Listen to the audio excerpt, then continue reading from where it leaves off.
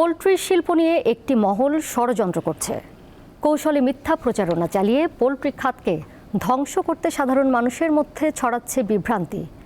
এমন অভিযোগ করে এই খাত সংশ্লিষ্টরা বলছেন, আওয়ামী লীগ সরকারের পৃষ্ঠপোষকতায় অপপ্রচার চালানো স্বার্থান্বেষী মহলটি অন্তর্বর্তী সরকারকেও বিভ্রান্ত করতে কাজ করছে।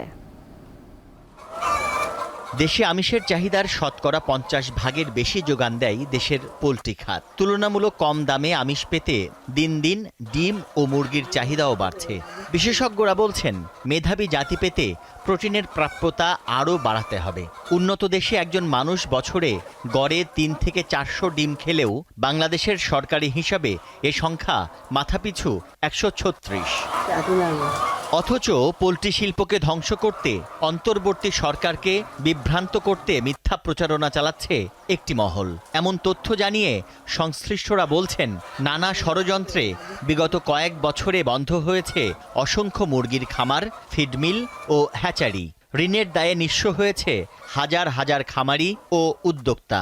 খামারিরা যদি উৎপাদনে না থাকে, এই শিল্প একসময় আমদানি নির্ভর শিল্প হয়ে যাবে। প্রোটিন এখনও বাংলাদেশের সবচেয়ে কম দামে প্রোটিন হচ্ছে মুরগি এবং ডিম।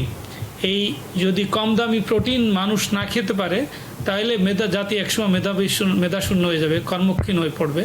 অনেকেই বুঝেও এটা মিথ্যাচার করছে, আবার কেউ কেউ না বুঝেও কিন্তু করছে। মানে এই সাংবাদিক সম্মেলন করে এই জিনিসগুলোকে ব্যাপক ভুল তথ্যগুলো দিচ্ছে। বিগত গভর্নমেন্টের সময় আমরা দেখেছি বিভিন্ন সংস্থা এগুলির সাথে যুক্ত হয়ে তারা একটা ওই গ্রুপকে দিয়ে এই ধরনের কিছু করে তারা বাজারটাকে অ্যাবনর্মাল করে দিতে চায়, অস্থির করে দিতে চায়। তারা বলেন, চাহিদার শতভাগ ডিম, মুরগি, ফিড, একদিন বয়সী মুরগির বাচ্চা সহ প্রয়োজনীয় সবকিছুই এখন দেশে উৎপাদন হয়। কিন্তু ইউক্রেন রাশিয়া যুদ্ধ, কাঁচামাল সংকট, ডলারের দাম, জাহাজ ভাড়া, জ্বালানি মূল্য বৃদ্ধি, সুদের হার ও বন্দরে পণ্য খালাসের জটিলতার বিরুদ্ধে টিকে থাকতে হিমশিম খাচ্ছে ফিড মিলগুলো। একই সাথে 80% বেশি যোগান দেয়া গ্রামীণ তৃণমূল খামারিরা প্রায়ই পরিবহন সংকটে পড়ছে। এসবের সুযোগ নিচ্ছে মধ্যস্বত্বভোগী ও সুবিধাবাদী একটি গোষ্ঠী।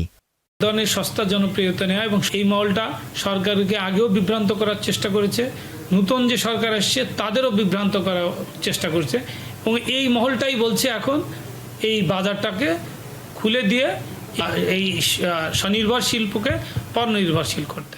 সহযোগিতার জায়গায় অসহযোগিতা চলতে থাকে, তাহলে তো আসলে ইন্টারেস্ট পাবে না। খামারিরা আসলে খামার বন্ধ করবে, বা বড়রা যারা ইনভেস্ট করতেছে তারাও কিন্তু পিছিয়ে যাবে। বর্তমান গভর্নমেন্টের প্রতি আমাদের এই দাবিটা এখানেই যে আপনাদের সেটা মানবিক দৃষ্টিকোণ থেকে বা প্র্যাকটিক্যালি জিনিসটা বুঝে শুনে আমাদের জন্য আপনারা কাজ করা উচিত, বা কমেন্টস করা উচিত, বা সহযোগিতা করা উচিত। তাই ষড়যন্ত্রকারীদের বিষয়ে এখনই সতর্ক না হলে পোল্ট্রি শিল্পের আরও বড় ক্ষতির আশঙ্কা তাদের।